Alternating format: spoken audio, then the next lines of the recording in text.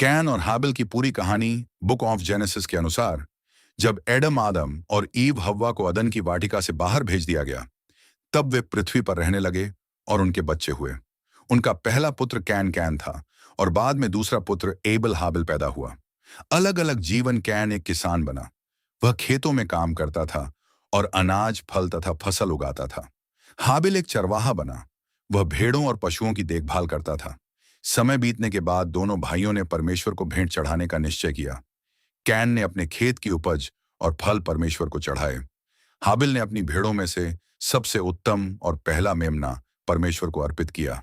परमेश्वर ने हाबिल की भेंट को प्रसन्न होकर स्वीकार किया, लेकिन कैन की भेंट को वैसे स्वीकार नहीं किया।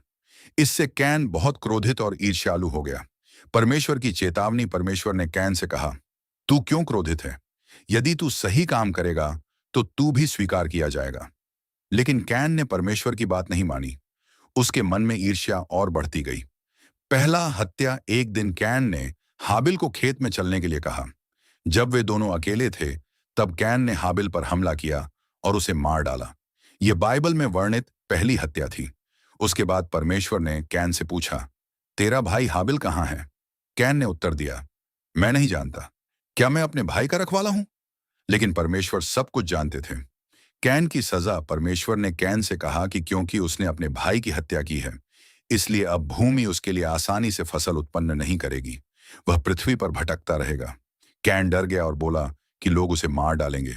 तब परमेश्वर ने कैन पर एक विशेष चिन्ह लगा दिया ताकि कोई उसे नुकसान न पहुंचाए। इसके बाद कैन अपने परिवार से दूर चला गया और दूसरी जगह रहने लगा।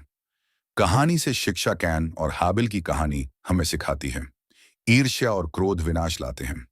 परमेश्वर की आज्ञा मानना आवश्यक है। घृणा मनुष्य को पाप की ओर ले जाती है। हमें अपने भाई बहनों और दूसरों की चिंता करनी चाहिए। सही मार्ग पर चलना महत्वपूर्ण है। यह बाइबल की सबसे प्रसिद्ध कहानियों में से एक है और उत्पत्ति अध्याय 4 में लिखी गई है।